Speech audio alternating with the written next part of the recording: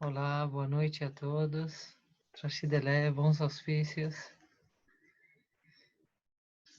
Boa noite. E você tá com dor de cabeça, Ruth? E vai ouvir uma aula de budismo? Vai continuar? É o jeito de parar, eu descobri. Não vai tomar remédio e ir pra cama? Não toma remédio para dor de cabeça? Tem que tomar. Eu vou deixando ela, assim. Se eu fico muito impaciente, eu tomo, mas se não, eu fico no chazinho. E depois descansa, relaxa, abre a Uhum. mente, né? É. Olha, para dormir é muito bom ter dor. Porque aí você fica quietinha, quietinha, né? A mente não se agita, se relaxa. É uma contemplação. Você fica contemplando, mas ao mesmo tempo com a mente concentrada no interno, no profundo. Eu já tive muitas experiências de transcendência da dor, né? Com dor, conseguir entrar nesse estado que não há dor, né? Através da dor, chegar nesse estado de não dor. E é muito bom, é muito bom. E realmente se consegue descansar e sair da própria dor, né? E eu pessoalmente já tive muitas experiências desse tipo. E dá muita satisfação saber que a gente tem esse controle da nossa mente para se libertar da dor. Em vez de ficar aflito, ai, dói, não aguento mais, que coisa ruim, e buscando a culpa, é porque eu fiz isso, e é por causa daquilo, é a poluição, é o trabalho, é o estresse, aí fica pior ainda. Mas aí se você fica quietinha e não se mexe, e se concentra na dor e relaxa nela, ou seja, acolhe a dor, se entrega à dor. Nesse se entregar, a dor se abre e você encontra a consciência plena, que é o que sempre está. Então, é uma forma muito positiva da gente trabalhar com a dor e utilizar a dor para transcender, para ter uma experiência transcendental. Então, a dor ela é a porta para a transcendência. Isso dá uma sabedoria, né? Que faz a gente aplicar em todas as pequenas dores, qualquer aflição mental, emocional, se a gente fica quieto e olha de frente, sem conceitos, desarma os conceitos, a gente tem acesso a essa experiência profunda de bem-estar. Eu Espaço fiquei do... aqui me perguntando se é possível, eu acredito que sim, quando você chega num estado mais sublimado, assim, da coisa, de você conseguir transcender essa dor, mesmo não sentando e fechando os olhos, fazendo toda a ritualística do sentar em silêncio, mas você no seu dia a dia, assim, entrar nesse estado, sabe? Dessa abertura da consciência plena. Então, isso já é uma realização. Esse estado é chamado de não meditação. Digamos que é um final do caminho, né? Porque o caminho, falam de 5 passos no caminho. Então, o primeiro passo, o primeiro momento, a gente vai acumular energia positiva, porque tem muita energia negativa que a gente acumula. Então, o primeiro momento é uma acumulação de energia. No segundo momento, essa energia acumulada, que é uma mente positiva e virtuosa, ela começa a se apresentar em mais flexibilidade, mais tolerância, ela se aplica na nossa vida. No primeiro momento, a gente precisa ter esforço para uma mente positiva, para bons pensamentos, e logo esses bons pensamentos, eles começam já a se manifestar na nossa vida. A gente está familiarizado, já tem uma mente positiva.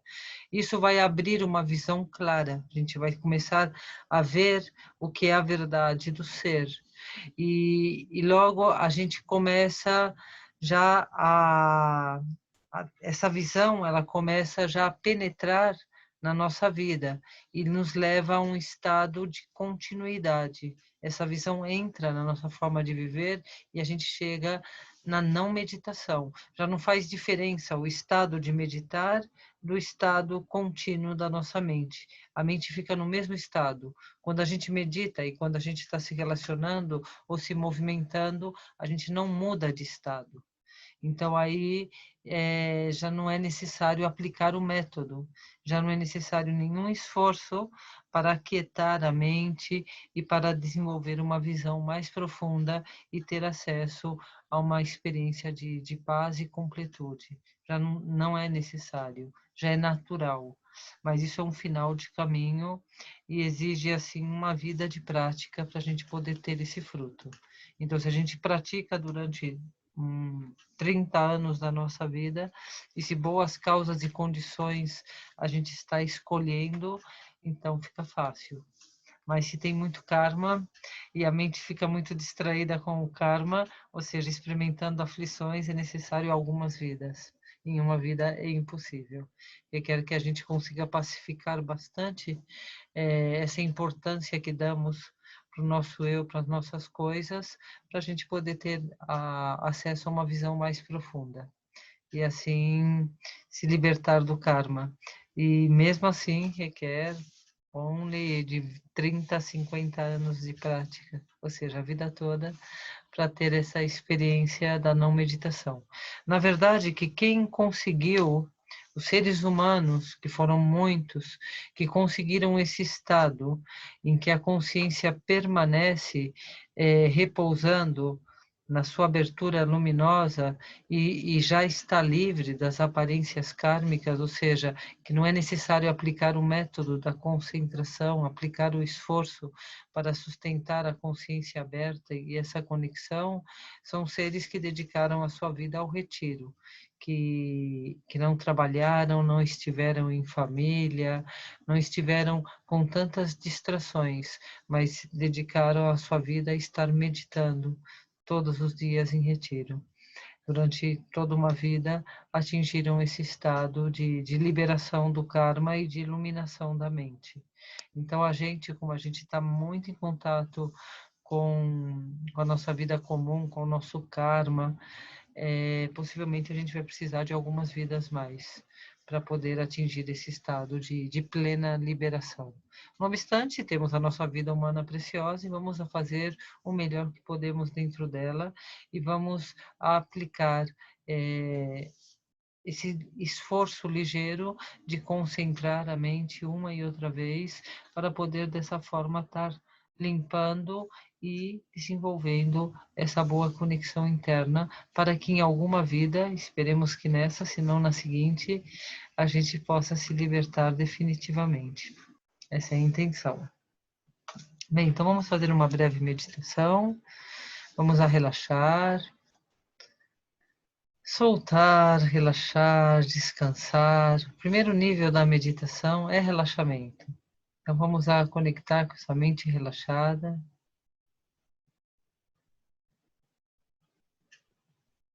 Respiração, corpo, abertura sensorial, abertura mental. Deixar fluir sem nenhuma resistência, nada que buscar, nada que segurar, nada que evitar. E reconhecendo que são expressões de consciência, como ondas no mar, sem fazer diferença entre uma e a outra, sem comparar, sem melhor ou pior, mas comparando, contemplando e deixando fluir, nos conectando com essa mente aberta.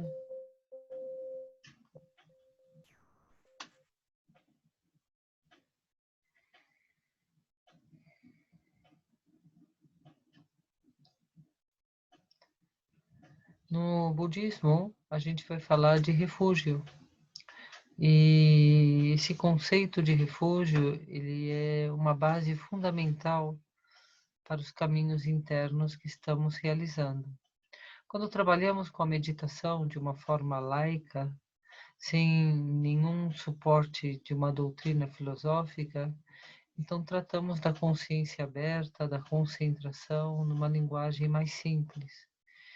O budismo, ele traz uns adornos que servem de apoios para que essa experiência se torne mais clara mais profunda e com mais sabedoria. Então a gente vai utilizar essa linguagem do budismo comum a todos os budistas e a linguagem particular do budismo tibetano, que então é muito mais adornada com símbolos, cores, com imaginação. Então vamos a tomar refúgio na nossa meditação, depois dessa relaxação, dessa concentração, onde trazemos a mente para o corpo, para a respiração, onde soltamos, abrimos e deixamos fluir e contemplamos esse fluxo sem interferir. A partir do momento que a mente já se posiciona nessa concentração, no aqui e agora, todos os campos sensoriais, campos mentais abertos, e contemplamos como quem contempla as ondas na superfície do mar.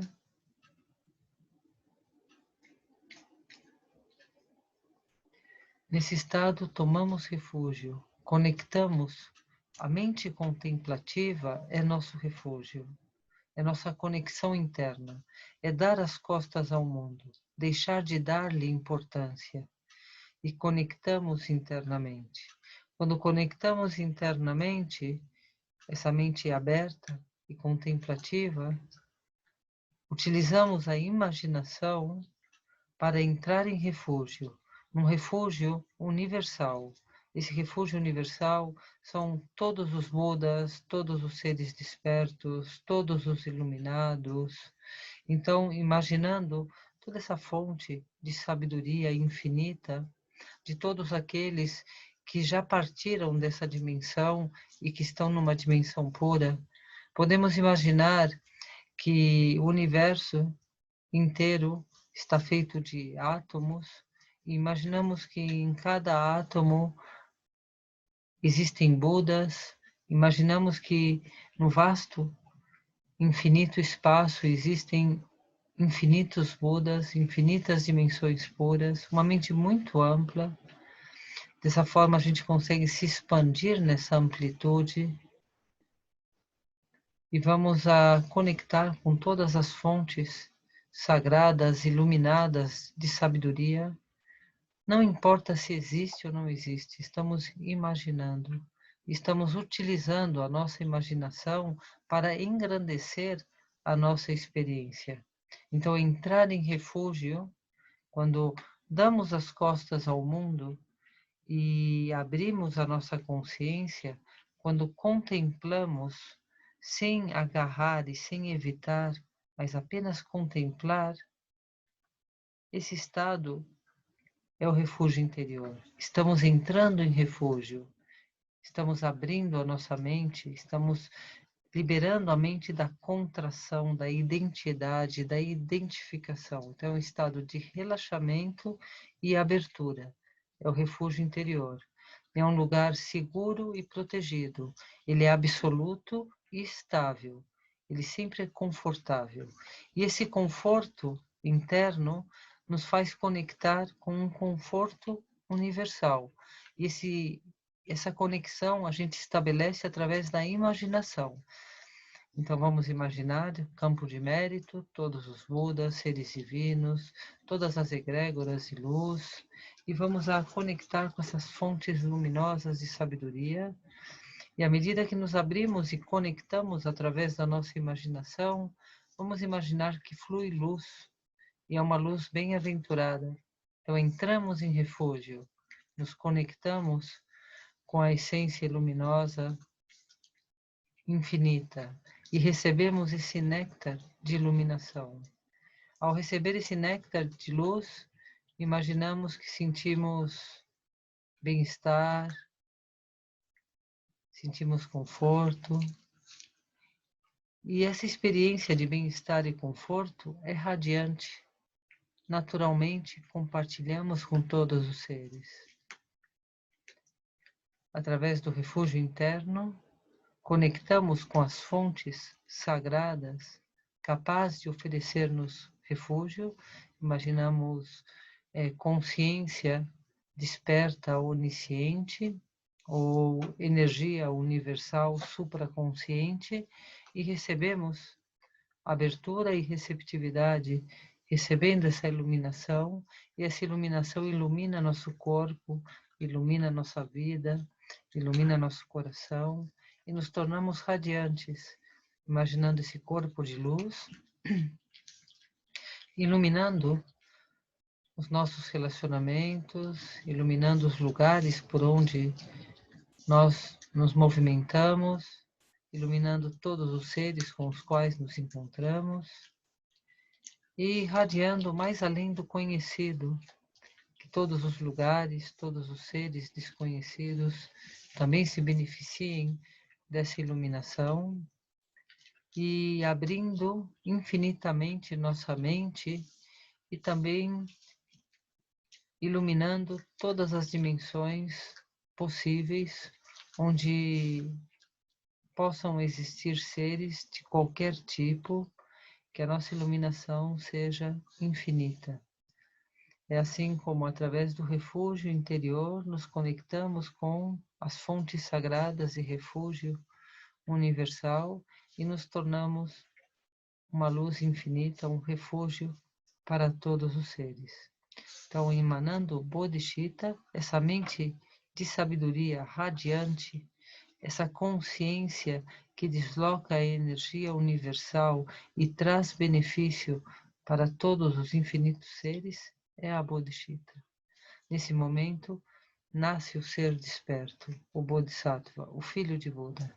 Somos um ser desperto, desenvolvendo nossa consciência e trazendo benefício, iluminação a todos os seres. Então, conectando com o refúgio Bodhicitta, conectando com as fontes infinitas de sabedoria e emanando, irradiando essa luz infinita para a nossa vida, para nosso mundo, para todos os seres. Refúgio Bodhicitta.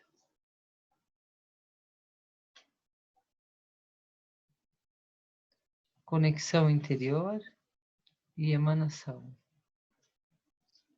Abertura, receptividade, recebendo energia cósmica, energia universal e compartilhando com a humanidade. Bodhicitta. Iluminação, compartilhar e refúgio, abertura, receptividade e conexão.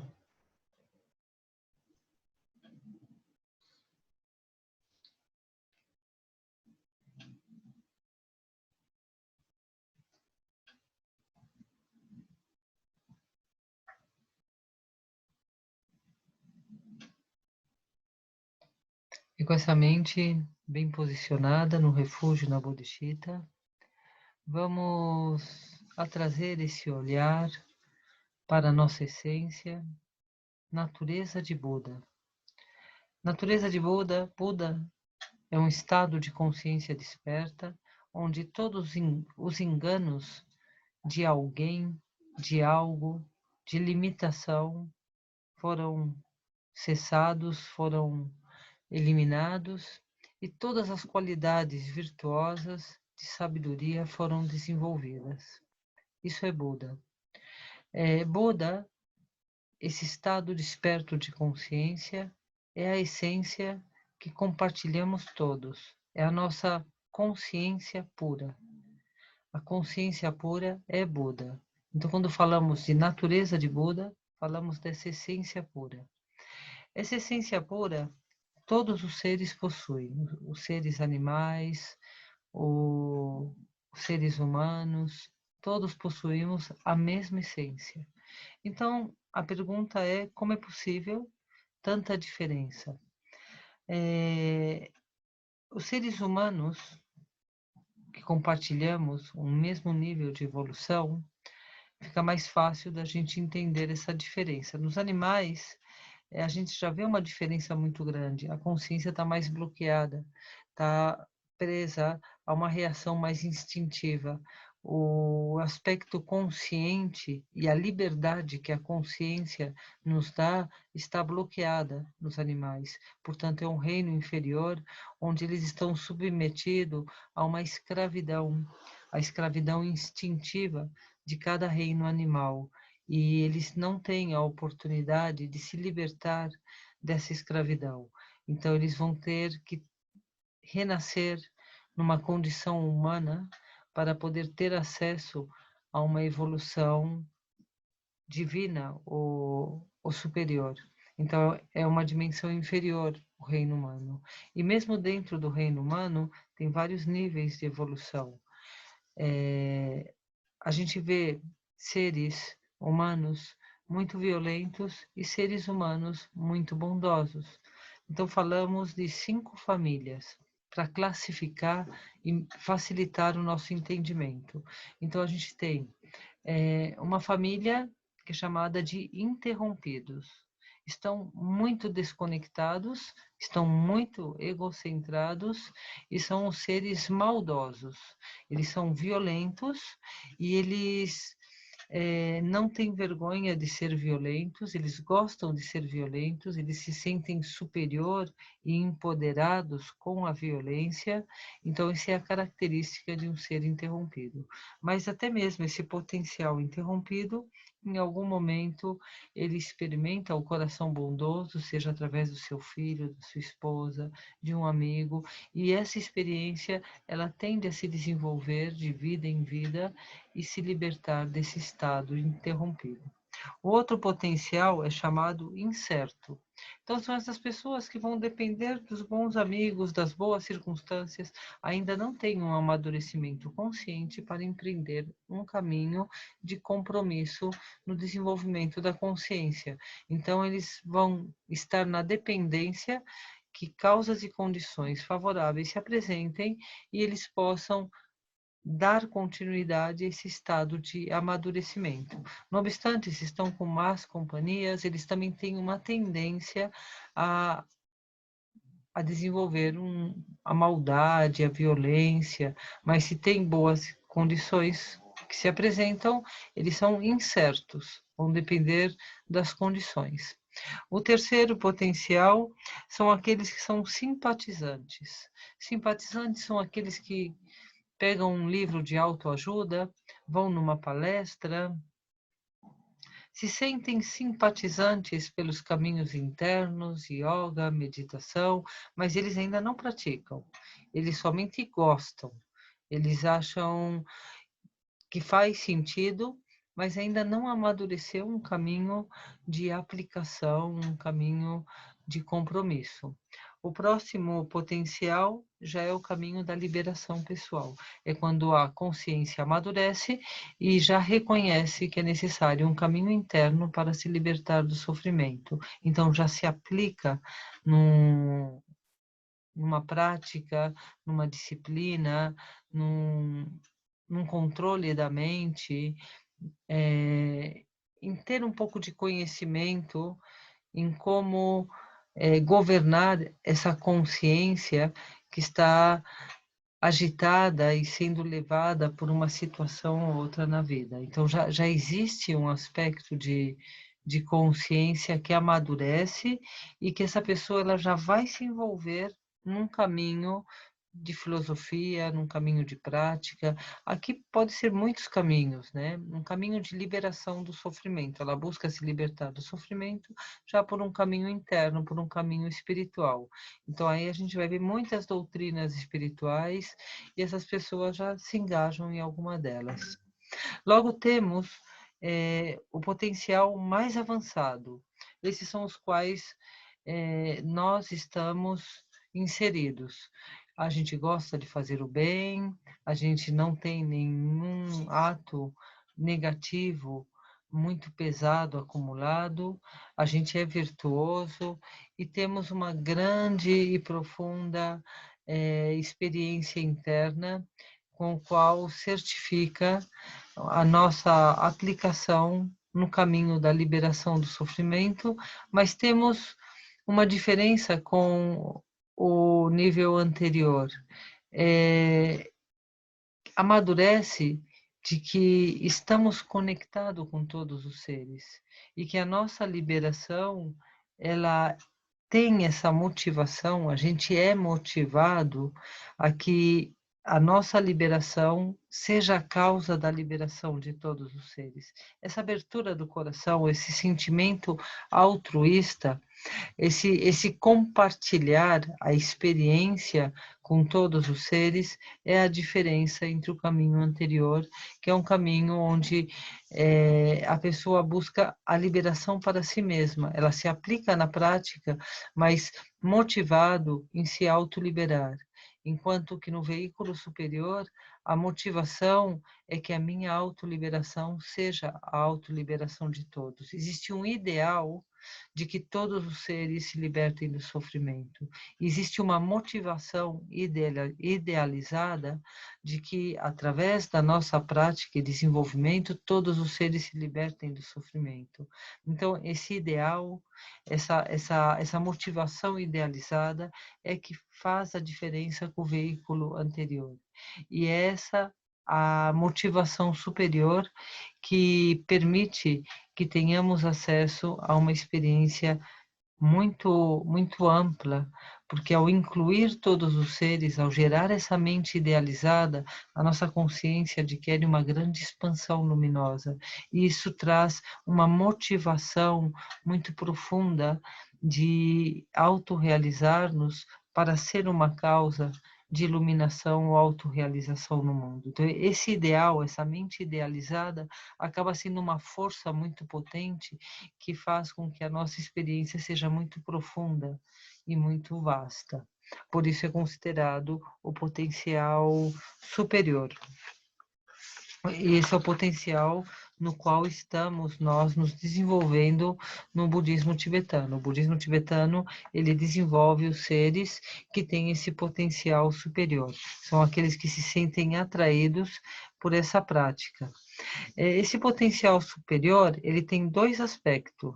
Ele tem um aspecto inato, significa que nós já nascemos com isso, já é um fruto de uma evolução de muitas vidas. Então, a gente já nasce com esse coração bondoso, altruísta, já nasce com essa visão de incluir a todos os seres, de querer ser de benefício para todos os seres. Então, já existe em todos nós essa experiência inata desde que nascemos.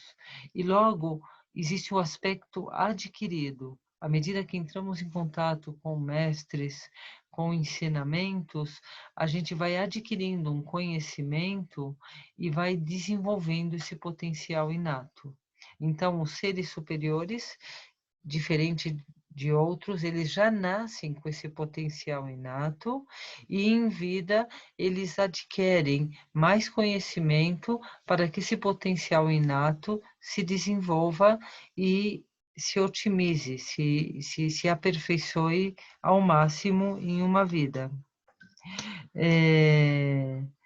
Esse potencial inato, ele pode ser reconhecido ou não reconhecido. Então, temos muitas pessoas que possuem esse potencial inato, mas não reconheceram e não desenvolveram, não adquiriram mais conhecimento e se desenvolveram. Então, a gente vê muitas pessoas bondosas, são pessoas comuns, mas que não estão inseridas num caminho de desenvolvimento espiritual, mas elas já são, na vida delas, uma expressão de virtude e sabedoria. Então, a gente vê pessoas assim que não estudaram, não meditaram, não receberam ensinamentos, mas a sua vida é um reflexo desse coração bondoso, dessa sabedoria inata.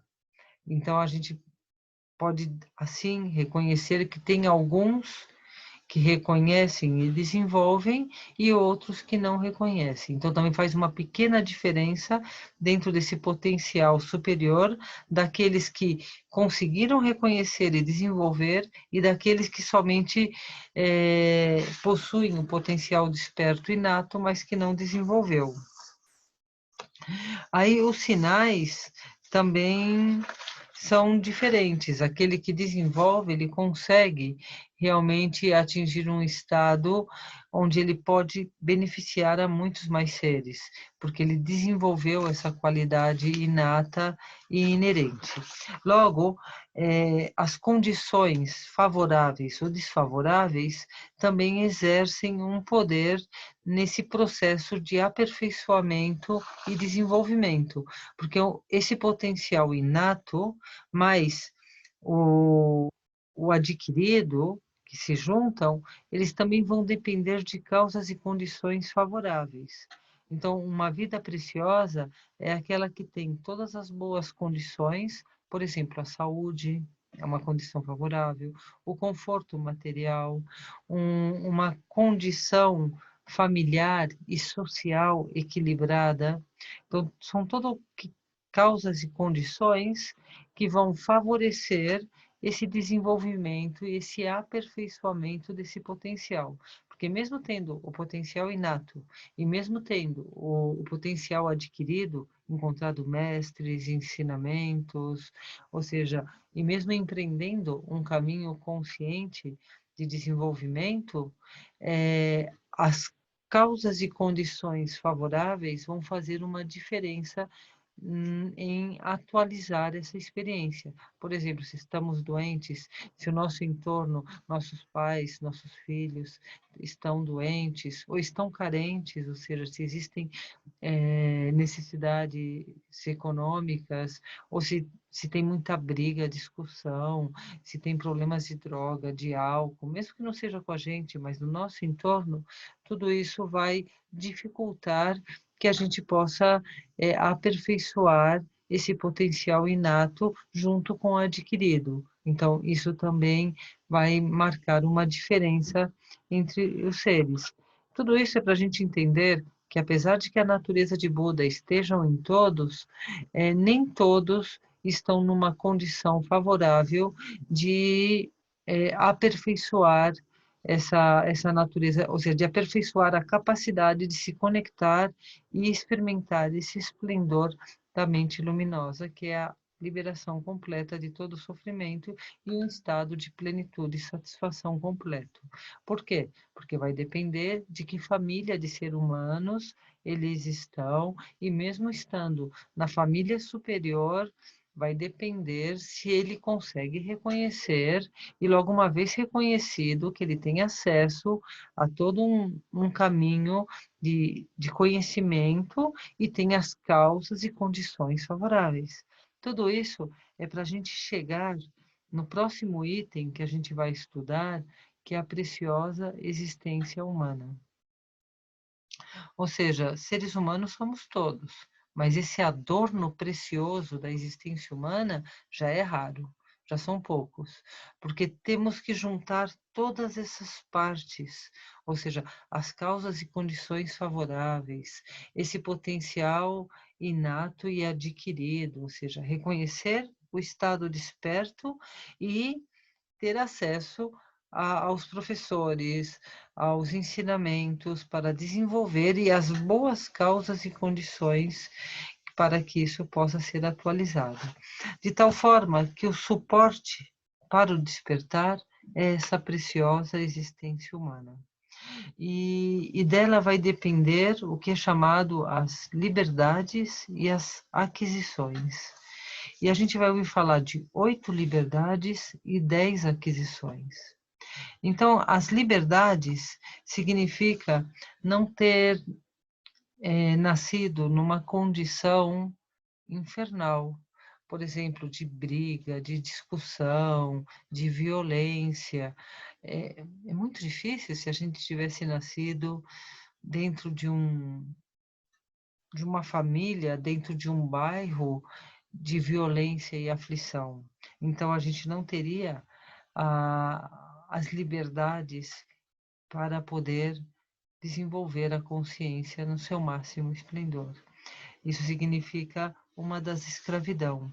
Outra é também ser muito instintivo, ou seja, se a gente é muito encarnado no sensorial, o sexo, a comida, a vaidade, então se a gente tem essa escravidão de ser muito preso nos prazeres sensoriais, por muito potencial inato e adquirido e boas causas e condições, isso nos mantém escravo a essa servidão sensorial, e isso não permite que a gente tenha um bom desenvolvimento da nossa consciência.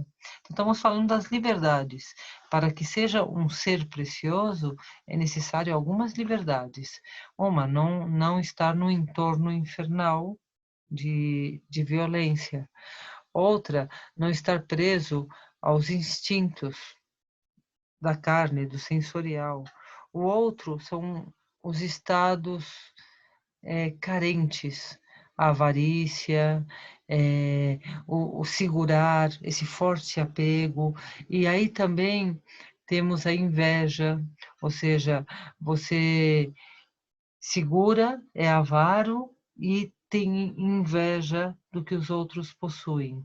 Então, esses estados miseráveis da mente também bloqueiam o nosso desenvolvimento. Então, a gente tem que estar livres desses estados. Logo também tem um aspecto do apego a todos os prazeres, todos os estados confortáveis que geram um intenso apego. Um é o sensorial, que tem que ver com o instintivo, e outro é os apegos aos deleites. Então, ficamos muito apegados ao próprio bem-estar, do conforto material, a preguiça, na verdade, é um estado preguiçoso. Essa mente preguiçosa, ela também fica bloqueada. E logo a mente competitiva, o competir, o sempre estar olhando o outro e querendo ser melhor, ganhar, ter medo a perder. Então, todos esses estados mentais, eles bloqueiam a nossa liberdade. Então, são chamados as 8 liberdades que devemos ter para que a nossa consciência possa se desenvolver e possamos realizar, reconhecer e realizar o estado desperto, o estado de Buda, a natureza de Buda. A essência, que é a natureza de Buda, ela vai depender desse suporte que é a preciosa existência humana. E para que seja uma existência humana preciosa, ela tem que estar livre das 8 servidões. Ela tem que possuir as 8 liberdades, estar livre dos 8 estados mentais que escravizam a nossa consciência: violência, os infernos, a avarícia, a inveja, os estados miseráveis, os estados instintivos, sensoriais, que é esse apego à carne, essa mente obsessiva com todos os campos sensoriais, a mente da competitividade, que está sempre medindo, ganhar ou perder, e a mente da preguiça, que se abandona no não fazer, um estado de conforto anestesiado, onde a mente fica preguiçosa. Então tem que estar livre desses estados mentais para poder ter acesso aos adornos da existência humana preciosa. Logo, ademais disso, também é importante haver renascido numa época onde existem seres despertos, existem seres em desenvolvimento, então existe um caminho onde pessoas estão desenvolvendo a consciência, existam professores ensinando esse caminho de desenvolvimento, haiam existido seres humanos que haiam atingido esse estado de liberação. Então, a gente está no momento onde houve Budas, onde temos Bodhisattvas, seres iniciados praticando o caminho, e onde temos seres humanos que apresentam realizações dentro do caminho. Então, essas são as condições favoráveis que devemos reunir para que nossa existência humana seja bem adornada e preciosa. Ademais das 8 liberdades, a gente vai ouvir falar das 10 riquezas. Então, as 10 riquezas significa nascer num lugar de liberdade. Se a gente tivesse nascido em algum lugar do mundo onde que a prática espiritual fosse proibida, então a gente vê muitas doutrinas, os talibanes, os muçulmanos, tem muitos lugares do mundo, um país em guerra, em conflito, em violência. Então, a gente vê todos os problemas que temos hoje com Síria e outros lugares do mundo, onde toda uma população, todo um povo está muito afligido pelo medo. Então, isso também significa que a gente não tem a riqueza. Então, a riqueza significa um país sem guerra, um país onde exista essa sensibilidade espiritual e essa liberdade de prática espiritual, também ter todas as faculdades sensoriais otimizadas, a gente não tem nenhuma deficiência, nem física, nem mental. Então, isso também faz parte das riquezas, essa riqueza do nosso corpo, essa riqueza da nossa mente, essa riqueza de uma família equilibrada, de um país em paz, essa riqueza de poder ser livres para praticar, investigar caminhos internos, também essa riqueza de ter várias doutrinas e caminhos e poder experimentar um, comparar com outro e sentir que caminho é mais afim nesse momento. Então, tudo isso faz parte das riquezas da nossa existência humana. Logo, não haver cometido nenhum tipo de karma muito pesado, não haver matado, roubado, não haver tido alguma atitude violenta, grave na nossa vida. Então, isso também faz parte de uma riqueza, um coração bondoso, uma mente positiva. E logo, a fé também é considerada uma riqueza nessa existência humana. E o que significa fé? A fé é a confiança, a entrega, a abertura para receber, experimentar e ver a validez de um caminho espiritual.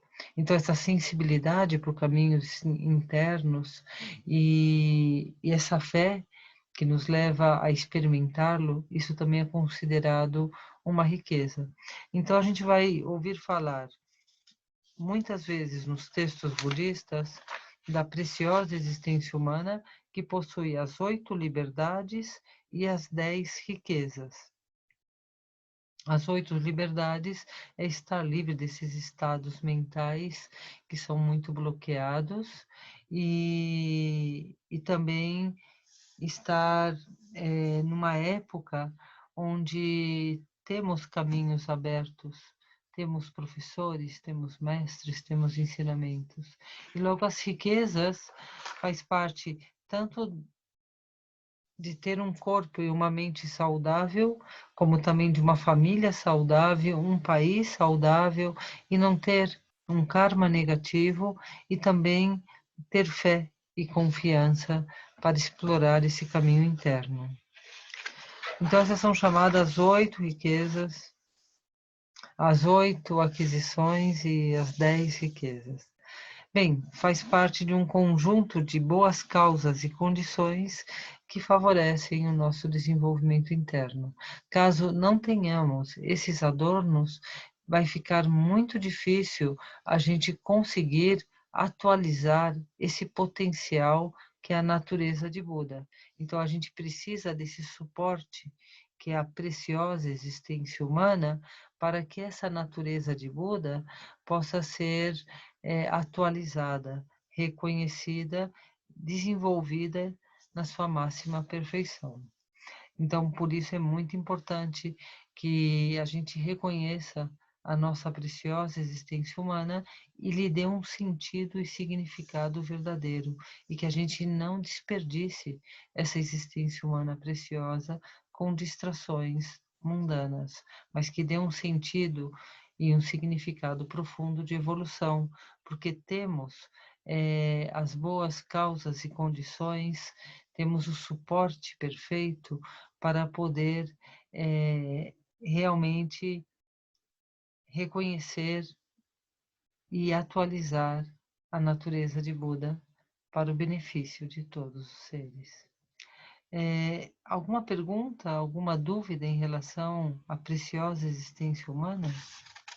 O que ficou bem entendido o que significa a preciosidade da existência humana? Ô, monja, uma pergunta. Por exemplo, você falou que nós devemos interagir com todos os seres, né? Então, isso significa que o ideal é cortar de vez, por exemplo, o consumo de qualquer tipo de carne. Como cortar de vez com? O consumo, comer carne, seja qual for, de frango, peixe. Não, isso não é tão importante. Na verdade, isso Não? no budismo não é considerado tão importante. O que é mais importante é a motivação e não a ação em si. Então, porque existe toda uma cultura que também está relacionada com uma evolução. Então, você pode destravar através da tua mente, ou seja, você pode gerar uma boa causa no momento que você consome carne. Você também pode gerar uma causa positiva com o animal que está te oferecendo a sua carne para que você se alimente. Então, tudo depende de como você relaciona. Agora, se você é sensível e tem uma relação sensível, então aí você está livre do instinto. O que a gente fala da carne, a gente fala do instinto, do apego, do estar muito preso no prazer sensorial e desconectado dessa sensibilidade mais profunda. Então você fica preso a comer carne, a beber, mas você fica preso no prazer e você desconsidera essa relação mais sensível. Não é o fato de não comer carne, é qual é a tua atitude, qual é a tua motivação mais profunda. Ou seja, você está preso no sensorial e tem esse apego sensorial, ou você é uma pessoa livre e sensível e trabalha com as circunstâncias de uma forma positiva. Então, essa mente que é muito cega, que está muito apegada aos prazeres sensoriais, é uma mente muito instintiva. Então, ela é uma mente quase que animal. É um ser humano muito primitivo, porque ele está muito preso aos prazeres básicos e vive isso com uma intensidade e com uma importância muito grande. Então, é mais uma relação com essa grande importância que se dá ao apego e ao consumo de, de alimentos mais densos do que o alimento denso em si mesmo. Você entende? Dá para entender? Não, tranquilo, tudo bem. Depende do apego que você tem, na verdade, né? Se você tem apego à comida e que você vive pensando em comer e isso é o maior prazer, então você está muito limitado, você não tem capacidade de sentir um prazer mais sutil. Então você fica preso na comida, no sexo, na vaidade, na aparência. Então essa mente que fica muito presa a isso é uma mente sem liberdade. Portanto, ela está bloqueada para poder ter uma experiência mais profunda. Por isso é considerado uma escravidão ou uma servidão. A consciência ela está presa a essa servidão que é essa importância que se dá aos prazeres sensoriais. Por isso são poucos os seres sensíveis. Não significa que você não se vista, que você não seja vaidoso. Significa que você não está preso à tua vaidade. Não significa que você não coma carne. Significa que você não está preso ao sabor da carne, ao apego da carne, né? E ficar nessa loucura do churrasco e não pensa em outra coisa. É um pouco essa mente bloqueada que acredita que isso é felicidade, que o fim é o estômago cheio, que o fim é a vaidade e uma aparência socialmente consensuada como agradável. Então, a mente que fica presa a essa limitação é a consciência que está nessa servidão. Então, ela está bloqueada para atualizar essa parte mais sensível e mais profunda, que é a natureza de Buda. E então, por isso, os instintos, eles não permitem que essa natureza de Buda seja atualizada, porque a mente fica aprisionada no grosseiro. E se não é no grosseiro, pode ser em estados violentos, ou também a inveja, e todas essas emoções intensas também bloqueiam a mente. A mente fica bloqueada, ela não consegue ter acesso a uma experiência mais profunda e mais sensível. Por isso, os seres preciosos são aqueles que conseguiram se libertar dessas escravidões densas, desses estados emocionais muito grosseiros. Então, sim, essa mente está mais livre, por isso é um ser humano mais sensível, mais precioso. Então, esse ser humano, ele está em condições de atualizar essa natureza de Buda, porque não está preso nesses estados mentais grosseiros. Mas não é comer carne, é o apego que se tem à comida, mas bem, né? A referência que a gente tem que ter. Mas e o ato de você ter tirado a vida do animal? Não você, né? Alguém tirou, né? Você está comendo um cadáver, né? Isso, exatamente. Então, o budismo ele é muito habilidoso, né? Então, ele não trabalha com definições de certo e errado, ou de bom ou ruim. A visão de Buda é relativa, tudo é relativo. O único verdadeiro é a essência absoluta, que é Buda, que é amor. E tudo demais são aparências relativas. Então, tudo vai depender de como você vai trabalhar. Você pode ver de outro lugar, você pode ressignificar tudo, porque nada é definitivo e tudo é relativo. Então, em vez de você ver a morte do animal, você pode ver a oferenda do animal. O animal está oferecendo a sua carne para você se alimentar. E você pode fazer disso um ato de responsabilidade.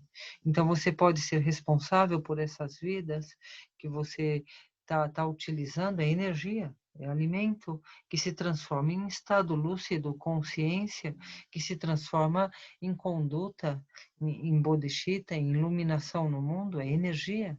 Então, houve um ser vivo que se sacrificou, ou foi sacrificado, para te dar energia, para te dar comida, que se transforma em quê? Em consciência, em conduta.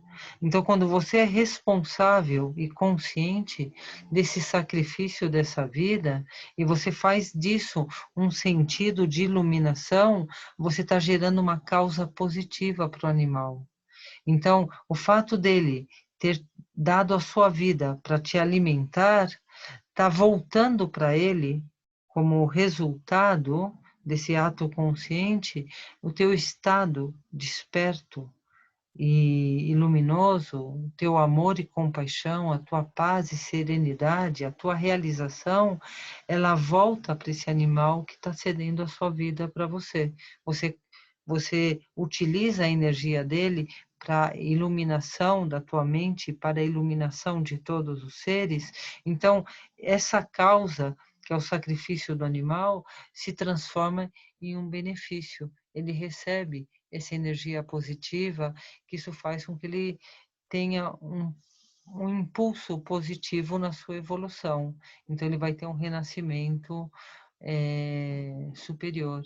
Ele vai melhorar a sua condição, ele vai ter mais sorte e mais felicidade, porque o resultado da tua mente que ele nutriu volta para ele como iluminação. É muito habilidoso o budismo, né? Como tudo é relativo na manifestação, tudo pode ser habilidosamente, ou seja, com consciência, ressignificado e pode tudo ser colocado no caminho da iluminação, trazendo benefício próprio e benefício alheio ao mesmo tempo. Então, é importante ser consciente para poder estar transformando tudo no caminho de iluminação. Então, é a nossa mente quem vai estar coloreando a história que vamos vivendo. É a nossa mente que vai conscientemente estar conduzindo todas as circunstâncias para a iluminação, para a liberação. Então, a gente pode fazer do ato de comer carne também um ato de bodhicitta e um ato de iluminação. Claro que vai requerer responsabilidade, compromisso e fazer disso uma prática espiritual. Mas se conseguimos fazer uma prática espiritual de compaixão para com os animais que estão servindo de alimento para nós, a gente também atinge um estado de perfeição. Essa prática pode nos levar a um estado de iluminação. Entende? Tudo depende de como a gente trabalha com cada situação. Mas no caso do consumir carne, é assim que nos ensinam a trabalhar para transformar esse sacrifício animal numa iluminação para nós e para o próprio animal também. E se libertar do ato negativo que implica a morte de um animal e um consumo de carne animal de forma irresponsável e ignorante. Então, a gente ressignifica e aproveita essa oportunidade para trazer iluminação para nós e para o animal também. Deu para entender o movimento da mente? Deu sim. Então, isso é uma forma da gente estar trabalhando. Então, a gente está livre de apego. A gente continua consumindo aquilo que culturalmente a gente está acostumado, mas a gente não tem esse apego carnal e transforma isso numa causa de iluminação para nós e para todos. Alguma dúvida mais em relação à preciosa existência humana? As liberdades, aos adornos da preciosidade, a preciosidade da nossa existência humana. Se reconhecem como seres humanos preciosos, se reconhecem como raridade no nosso mundo, ou seja, seres despertos, sensíveis e com todas as boas causas e condições favoráveis, um bom corpo, uma boa mente, uma boa família, um bom país, um conforto material, a mente livre desses estados aflitos que bloqueiam a nossa conexão. Então, a importância de entender que temos a natureza de Buda e que temos o bom suporte da preciosa existência humana para, assim, dar-lhe um sentido à nossa vida e desenvolver a fé. A fé é muito importante. No budismo a gente fala de fé de certeza, né? Fé de convicção. A gente não fala de fé cega. Significa que a gente vai experimentar e a nossa experiência vai dar a convicção. Para que a gente entre na experiência, é importante a gente também reconhecer a qualidade de Buda, dos seus ensinamentos, de todos os mestres, discípulos, de toda uma linhagem milenar a qual nos conectamos. Então, à medida que a gente vai utilizando uma reflexão lógica, a gente vai despertando essa fé. Ou seja, não é alguém que apareceu e está nos ensinando um caminho interno que a gente vai verificar.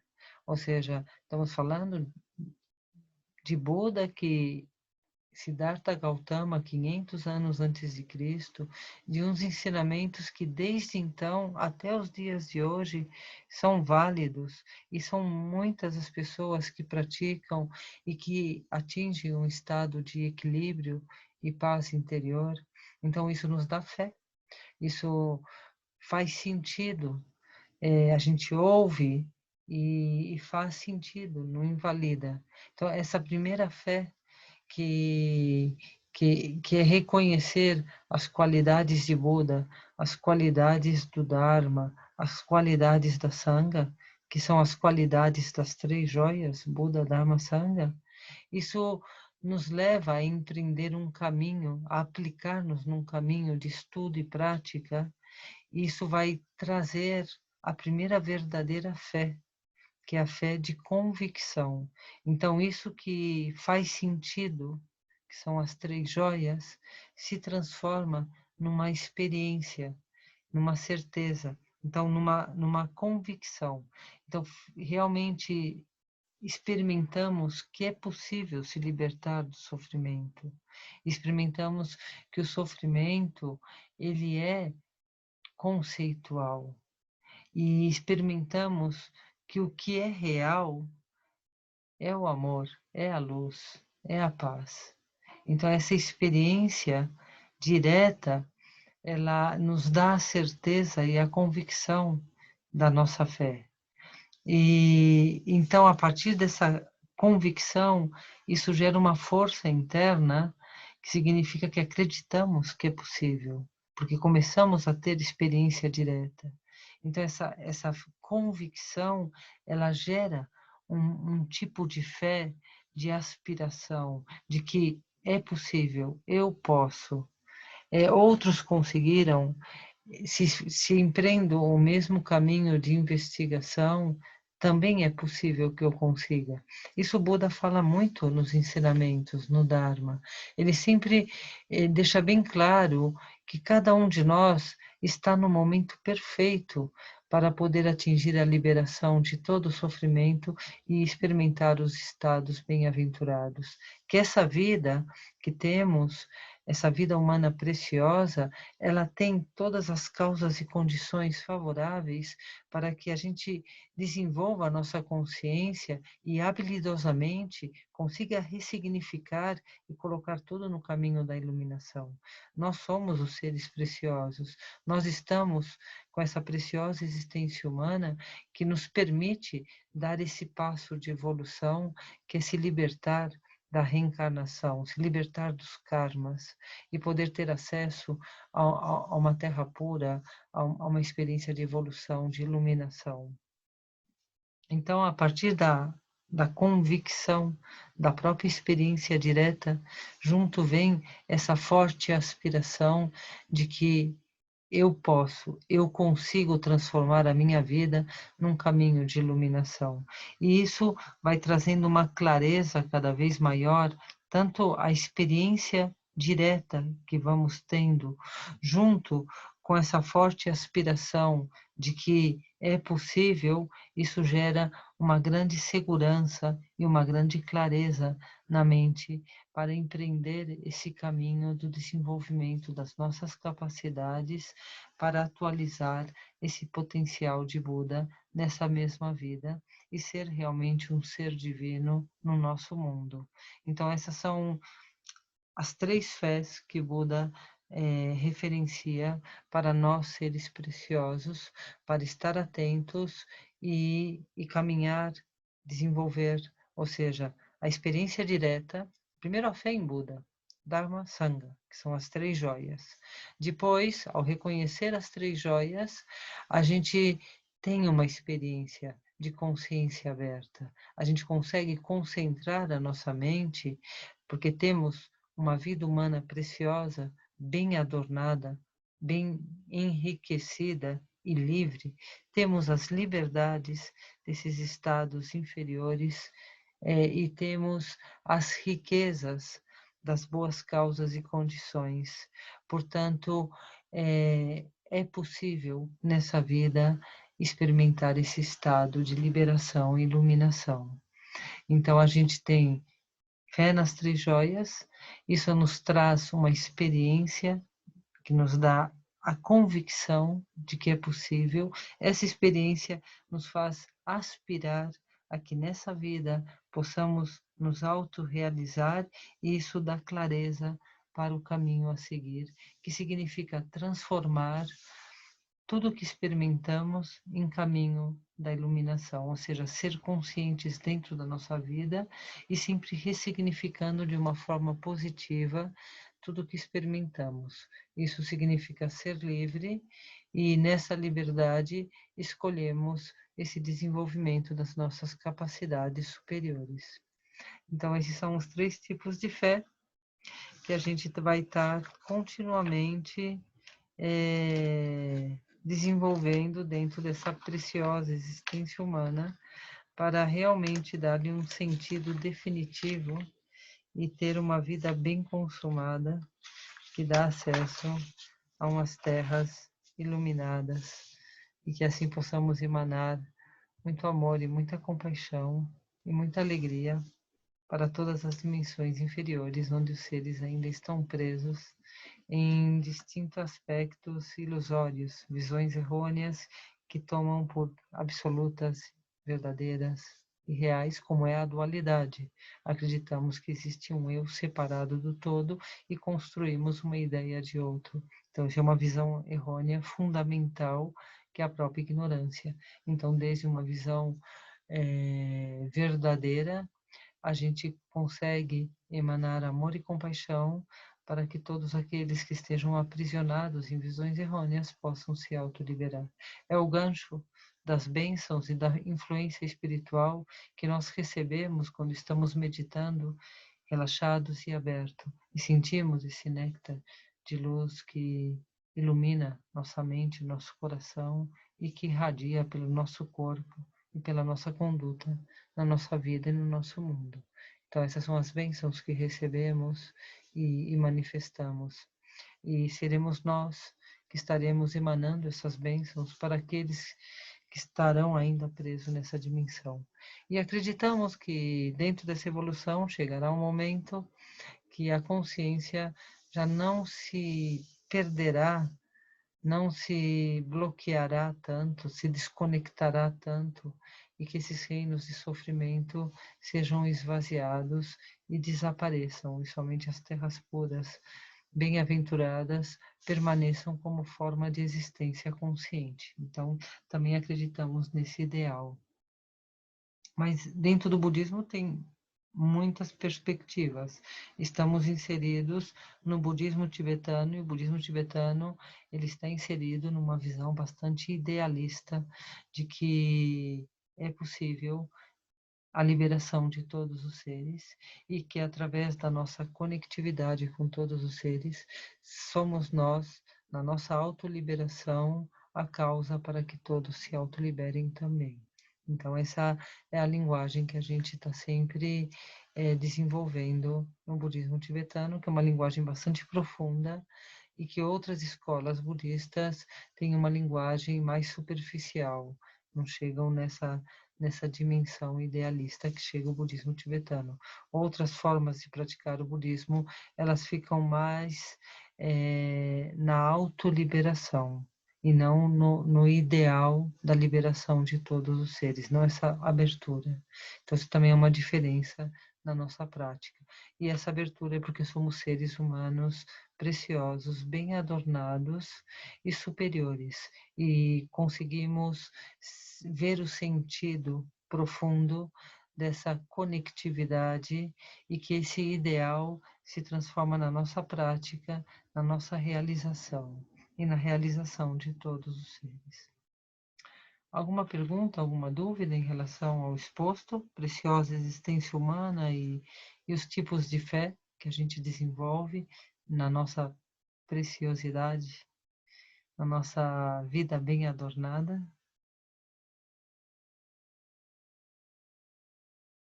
Então vamos a meditar um pouquinho. Vamos soltar os conceitos e vamos a experimentar essa essência búdica, esse estado desperto, puro, corpo, respiração.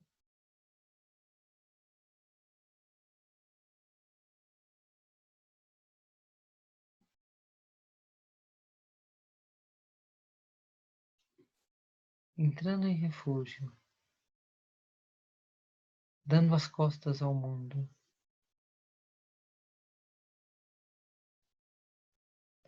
apenas contemplar.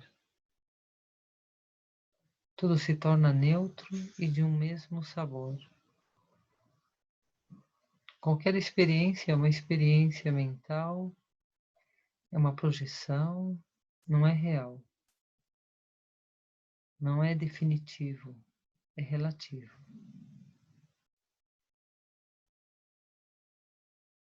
Toda experiência possui o mesmo tecido, o mesmo fio. Não é real, é conceitual. A realidade tem o mesmo sabor, é neutra.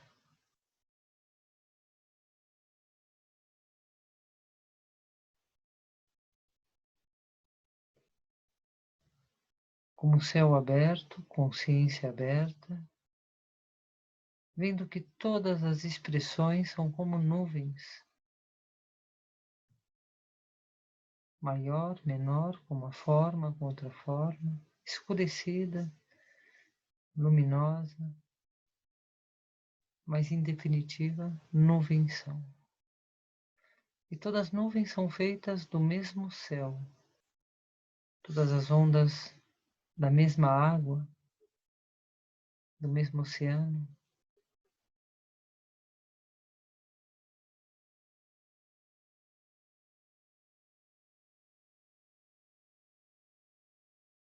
Conceitos, nomes, permitir que se desfaça, não são real, são nomes conceituais.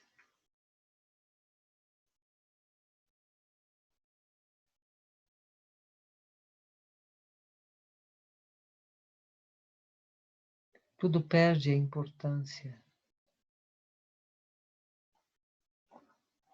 perde essa realidade.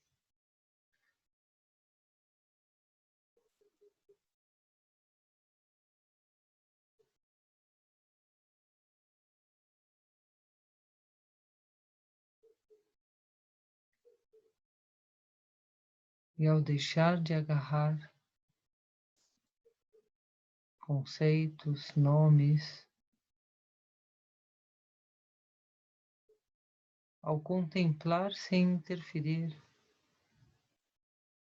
um estado de quietude natural vai surgindo.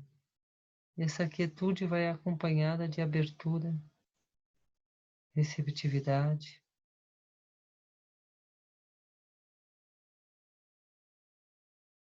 conectando com o refúgio, conectando com o universo, conectando com todas as dimensões de sabedoria, elevando nossa visão interna e se expandindo ao infinito. Abertura, receptividade. Nessa abertura e conexão, somos nutridos de sabedoria. A sabedoria irradia, é luz, ilumina nossa vida, nosso mundo, todos os seres, iluminando a consciência coletiva da sabedoria do não-eu, que é a conexão infinita universal com todas as fontes de sabedoria.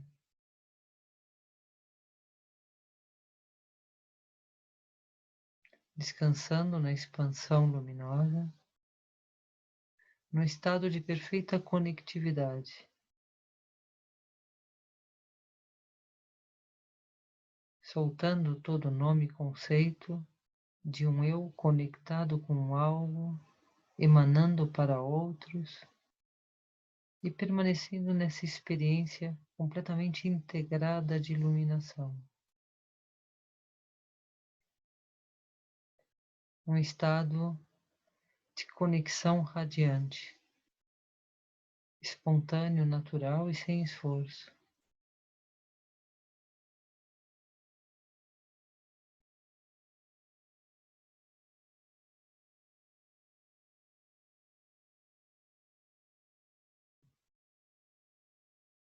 Inspiramos luz, exalamos luz. Ser luz. Luz infinita, radiante. Ser consciência desperta. Ser Buda.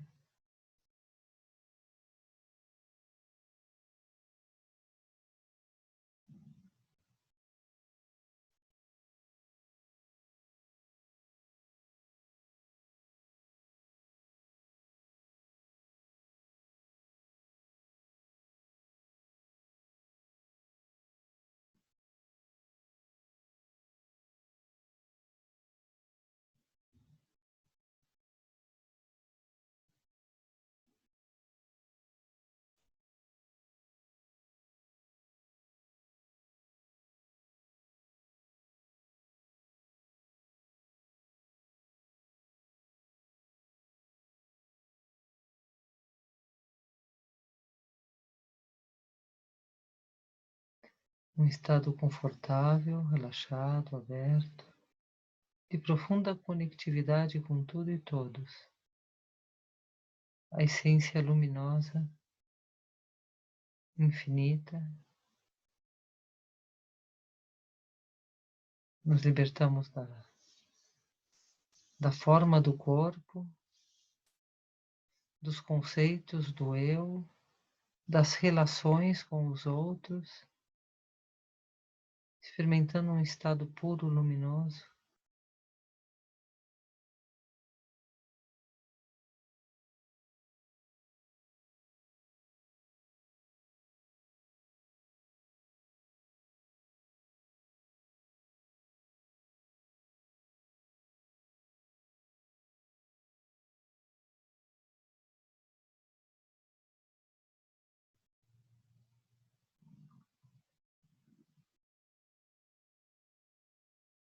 E dedicando essa boa energia que gera esse estado de equilíbrio e perfeição, para que seja uma causa positiva na consciência coletiva, que seja causa de paz e felicidade para todos os seres, que seja causa de sabedoria e iluminação, oferecendo o Bodhicitta, a experiência de iluminação, de estado desperto, que todos os seres tenham acesso à fonte luminosa, bem-aventurada, que é a essência, a natureza de Buda. Então, gerando esses bons desejos.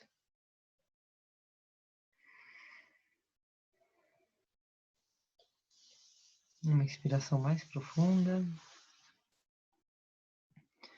Devemos manter sempre essa atitude mental vasta, uma intenção vasta. Vasto significa que é possível abranger a tudo e todos. Então, essa visão vasta e logo uma mente habilidosa, ou seja, como ter a habilidade de estar trabalhando com todas as circunstâncias, mantendo essa mente vasta e lidando de forma positiva, ressignificando, colocando tudo o que experimentamos no caminho do crescimento, do desenvolvimento interior. É muito importante a gente ter em conta o que se chama dos 3 defeitos. Os 3 defeitos são atitudes que bloqueiam a nossa mente. Então, é impossível a gente estar atentos para evitar.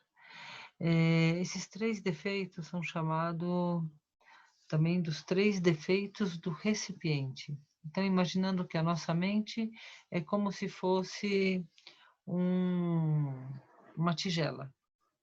Então, imaginamos que se a tigela está para baixo, não entra nada. Então, é uma mente muito distraída, muito egocentrada, quando ficamos muito fixados e uma mente muito obsessiva, obsessionado com nossos medos, preso nas nossas preocupações. Então, essa mente que começa a dar muita importância a tudo que está acontecendo na nossa vida. Estamos preocupados com os nossos filhos, estamos preocupados com as coisas do mundo, estamos dando muita importância a qualquer provocação que esteja nos afligindo. Então, a mente que fica muito obsessionada, dando muita importância, essa mente é como se fosse uma tigela virada para baixo. A gente está fechado, a gente não está aberto, a gente está contraído, e ao mesmo tempo que estamos contraídos nas nossas fixações, a nossa mente fica completamente bloqueada para receber. Então, não estamos abertos para receber intuição, para receber algo novo, para que algo novo possa acontecer. Então, é uma mente bloqueada, ela é fechada, é como uma tigela colocada para baixo. Ela está virada para baixo, essa tigela. Outro defeito é como se a nossa tigela estivesse para cima, mas estivesse com um buraco. Uma mente muito distraída. A gente fica vagando e não sabe nem onde está. Então, é a mente da preguiça, do abandono, do relaxo. É uma mente que não está muito vigorosa. É uma mente opaca. É uma mente que tudo que a gente recebe não é bem aproveitado. A nossa tigela está rachada. Ela está rachada por essa mente preguiçosa, por essa mente muito relaxada. Então, esse estado de abandono, ele é como se fosse um bote rachado.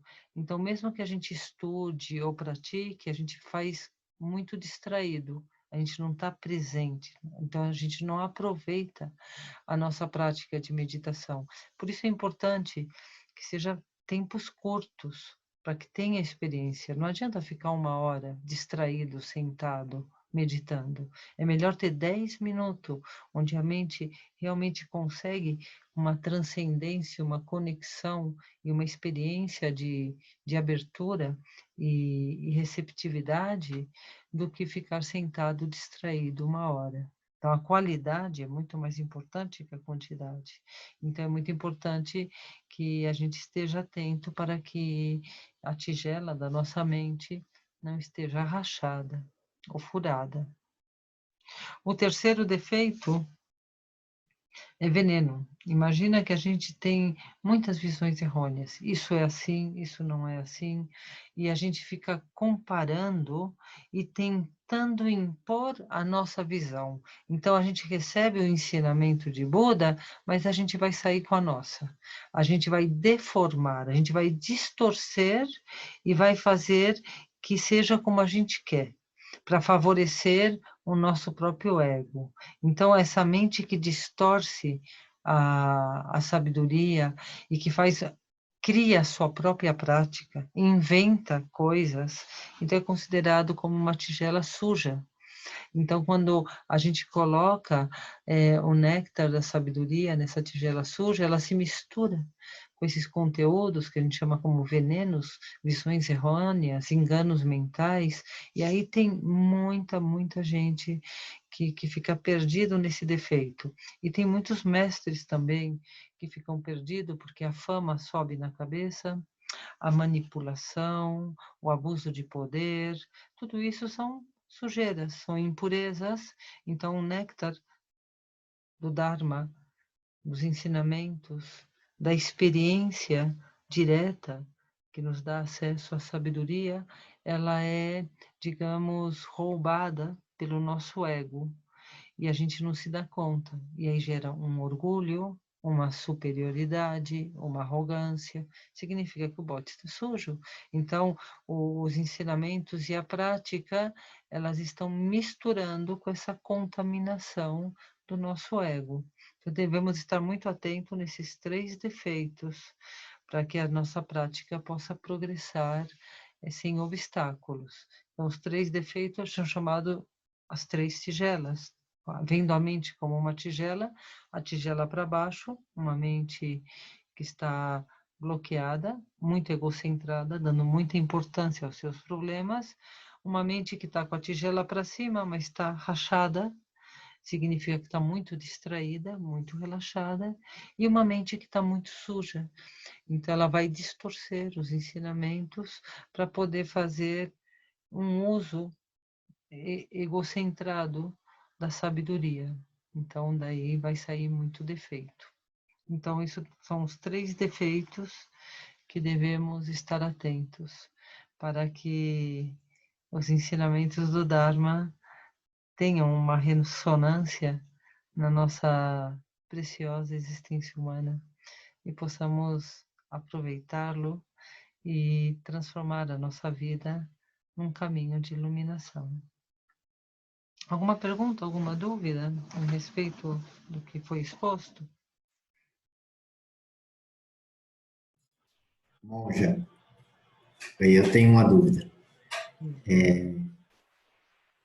O que exatamente seria a realização no caminho? É a experiência direta?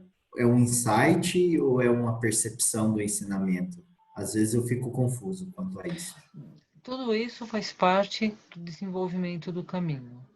Você pode ter um insight é um dar-se conta, é uma visão direta onde você tem um entendimento do que você está estudando e na prática você tem um entendimento. Mas também pode ser uma percepção, até mesmo uma percepção intelectual, ou seja, a compreensão correta, ela também produz uma percepção, uma nova visão, faz sentido, entende? É como dizer, vejo patos, significa que tem água.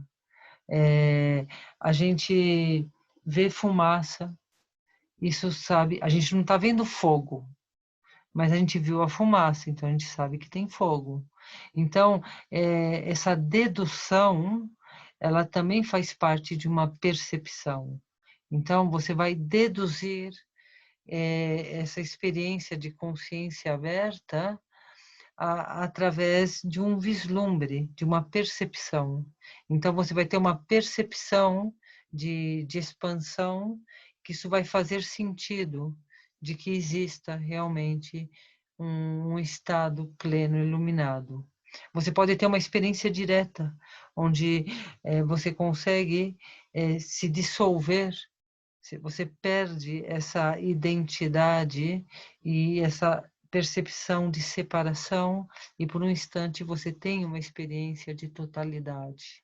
Então, isso já é uma experiência direta, mas também pode ser inferida ou deduzida, que também é uma percepção, ou pode ser um insight, de repente dá um brilho como um relâmpago, que pode ser lavando a louça, ou seja, não necessariamente no momento da tua meditação.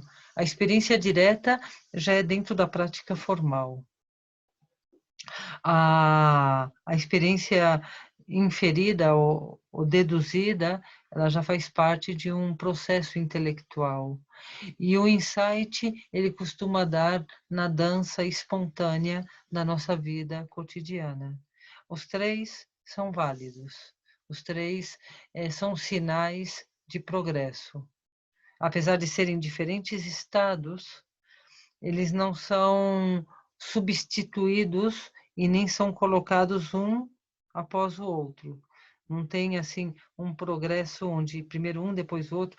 Eles acontecem ao mesmo tempo que você está trabalhando com esse crescimento interior. Então, às vezes, na tua prática, você vai ter uma experiência direta de totalidade. Às vezes, você vai ter uma compreensão, você vai deduzir. Quem vê fumaça sabe que tem fogo. Você deduz o fogo porque você vê a fumaça. Você tem uma compreensão correta. E às vezes vai ser um insight onde causas e condições se apresentam na tua vida cotidiana e te dá um brilho de um dar-se conta, onde você tem uma experiência. E as 3, apesar de serem diferentes, são sinais de progresso na tua prática, no teu desenvolvimento. É isso que você perguntou? Deu para... Sim, deu para entender. Eu tenho uma outra pergunta. Outro dia a gente estava discutindo um livro e ele mencionava o reino da forma e o reino da sem forma.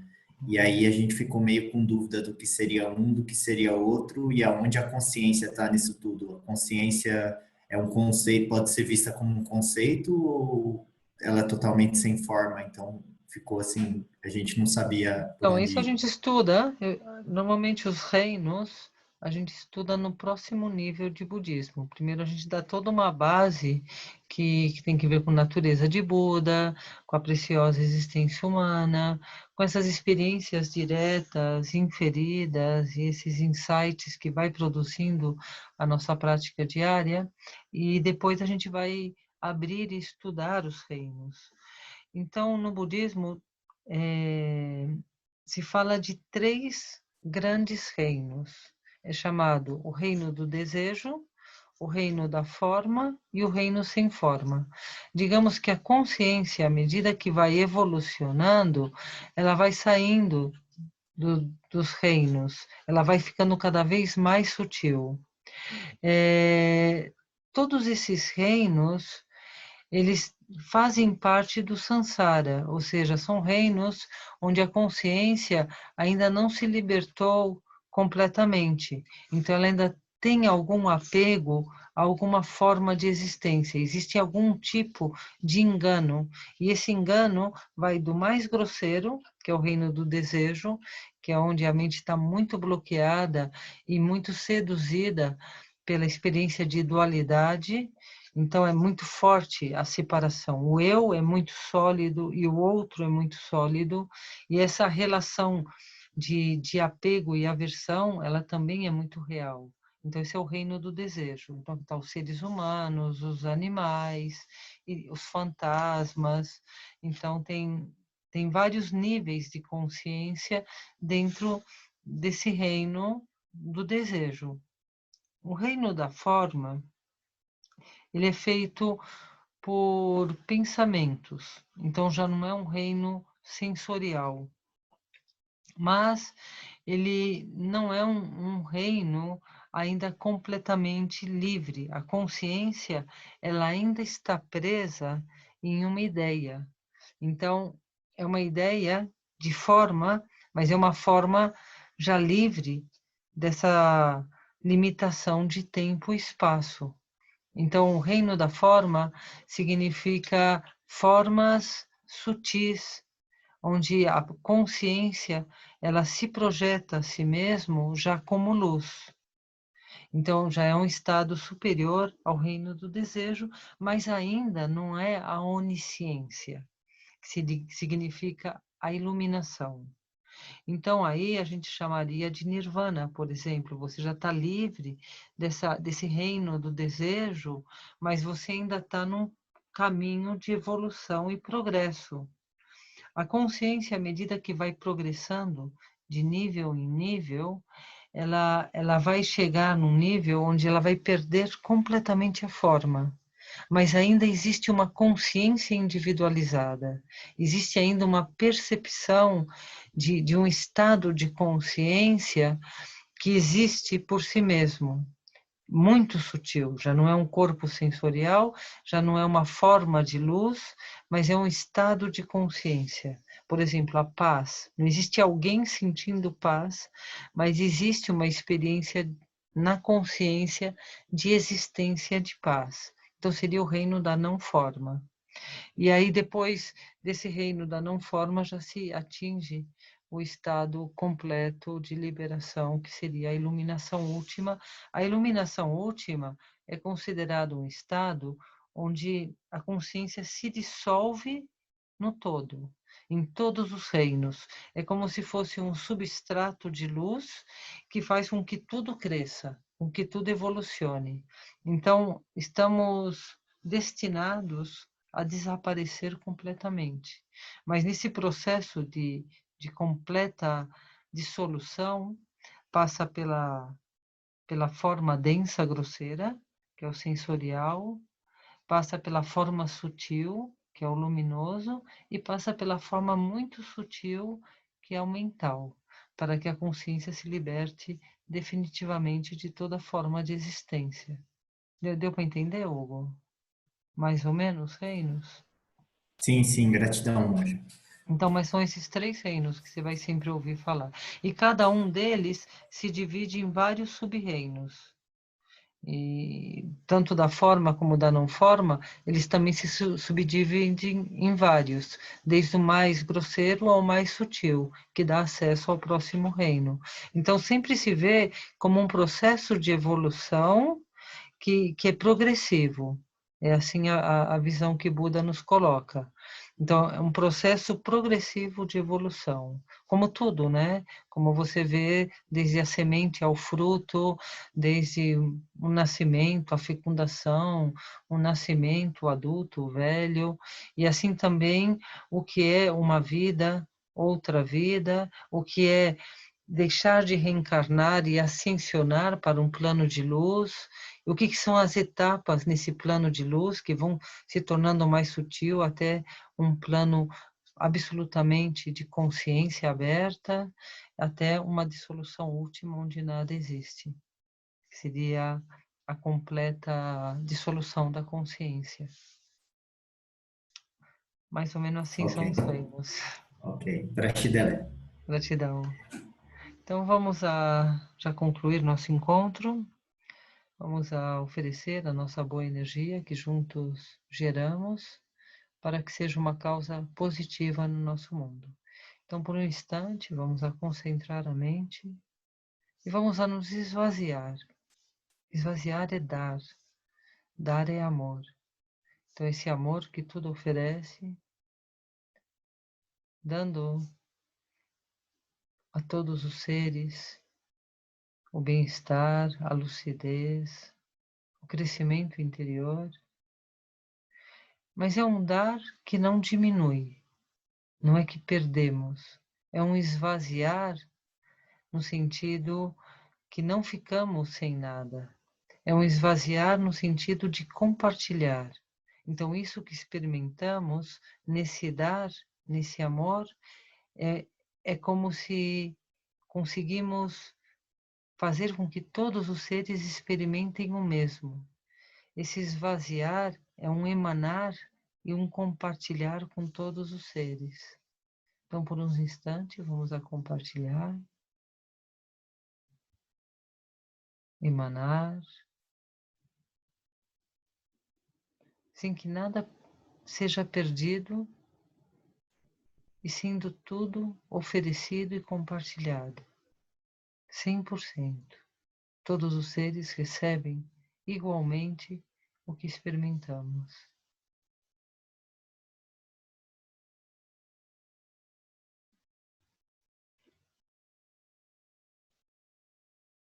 E assim dedicamos nosso mérito e nossa sabedoria para o crescimento da capacidade de todos os seres serem plenamente conscientes e manifestarem desde a natureza de Buda.